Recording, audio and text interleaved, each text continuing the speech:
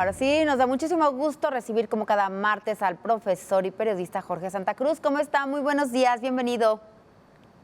Hola Ceci, muy bien, muy buenos días, muchísimas gracias como siempre por el espacio, la saludo con gusto al equipo y a su audiencia. Profesor, le escuchamos un año de la guerra y bueno, de estos ataques que iniciaron en esta nueva escalada, Hamás con Israel y posteriormente Israel ha respondido de una manera, pues hemos visto las cifras, profesor.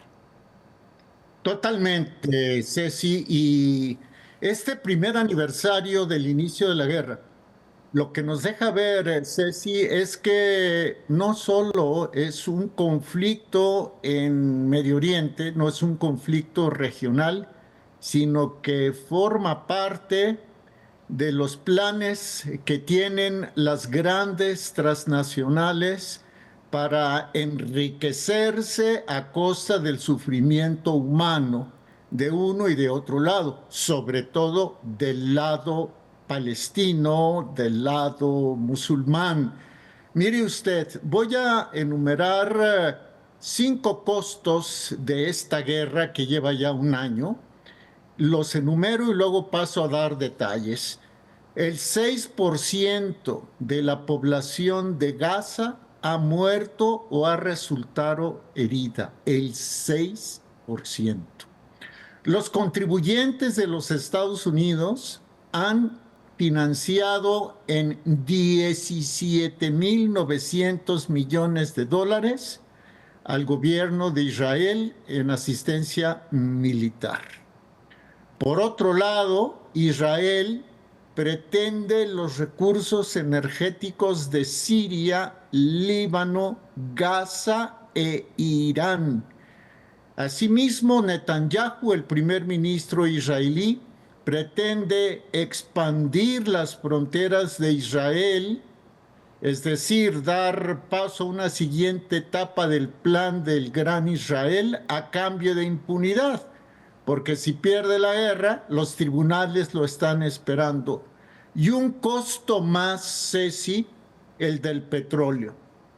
Se habla ya en los mercados internacionales, existe el temor de que el petróleo llegue a $100 o más por barril. A ver, vamos muy rápido a las pruebas de lo que su servidor acaba de decir. La cifra de que el 6% de la población de Gaza ha muerto o ha resultado herida a consecuencia de las acciones militares israelíes la dio Hanan Balki, directora regional de la Organización Mundial de la Salud para el Mediterráneo Oriental. Ella dijo de manera textual: 12 meses de conflicto en la franja de Gaza se saldaron con un 6% de la población total muerta o herida. Entre los afectados hay muchas mujeres y niños. Sabemos que en este momento más de 41,000 personas han muerto por los ataques israelíes en Gaza. Ahora, el financiamiento de Estados Unidos a Israel, financiamiento militar. La fuente es un estudio de la Universidad Brown de los Estados Unidos. El estudio se titula Costo de la Guerra. Y según este estudio de la Universidad Brown, Estados Unidos ha dado 17.900 millones de dólares a Israel desde el 7 de octubre del año pasado. Y si nos preguntamos por el costo total de las operaciones militares de Estados Unidos en la región desde hace un año, según la Universidad Brown, el costo es de 22.700 millones de dólares, que ha sido pagado por los contribuyentes de los Estados Unidos. Vamos ahora al tema del gas, Ceci. En el año 2000, el dirigente de la Organización para la Liberación de Palestina, la OLP, Yasser Arafat, dijo que se había detectado un gran yacimiento frente a las costas de Gaza, reservas de gas, y le fueron bautizadas estas reservas como Gaza Marine. Pues bien, estos yacimientos tienen gas suficiente para abastecer a Gaza durante décadas e incluso para exportar. Pero doy un dato, el 29 de octubre de 2023, Israel comenzó a apropiarse de esas reservas. El 29 de octubre de 2023, Israel adjudicó 6 licencias de exploración, entre ellas a la inglesa British Petroleum y a la italiana Eni, cuando son reservas de Gaza. Por otro lado, hace unos cuantos días, el primer ministro de Israel, Benjamín Netanyahu, de plano advirtió que las reservas de gas del Líbano pertenecen a Israel, que son una extensión de los campos llamados Leviatán y Tamar. En cuanto a Netanyahu, al que vemos en pantalla, pues él sabe que no le queda más que ganar o ganar porque él y, bueno, gente cercana a él está acusada de corrupción.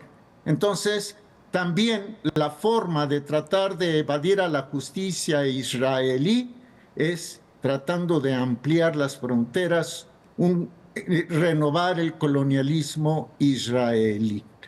Y por último, Ceci, el tema del petróleo. Si revisamos ya a nivel internacional en The Economist, por ejemplo, nos daremos cuenta de que proyectan ya que si el conflicto se agudiza, el precio del petróleo, del barril de petróleo, el precio del barril de petróleo podría superar los $100 por barril. Ceci, ¿a quién le conviene? A las petroleras. ¿Y en dónde están las principales petroleras? En Estados Unidos, sobre todo, por ejemplo, ¿no? Las tejanas, por decir algo. Ceci, aquí hago un paréntesis, detengo incluso la velocidad de mi exposición. Si el petróleo sube, el precio de la gasolina sube, el precio del transporte sube, el precio de los alimentos sube, el precio de los servicios sube.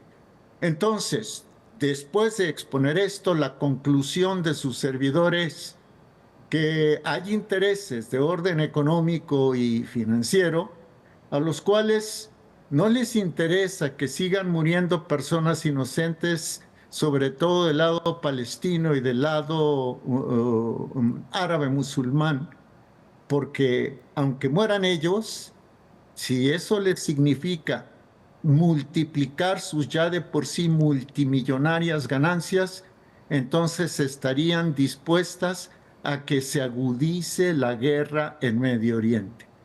Por lo tanto, es probable desde mi punto de vista, con esto concluyo, Ceci, es probable que veamos en las próximas semanas un recrudecimiento de la violencia que produzca al corto plazo una escasez de petróleo y que esta escasez derive en grandes aumentos y ganancias para las petroleras y los gobiernos que las protegen. Ceci.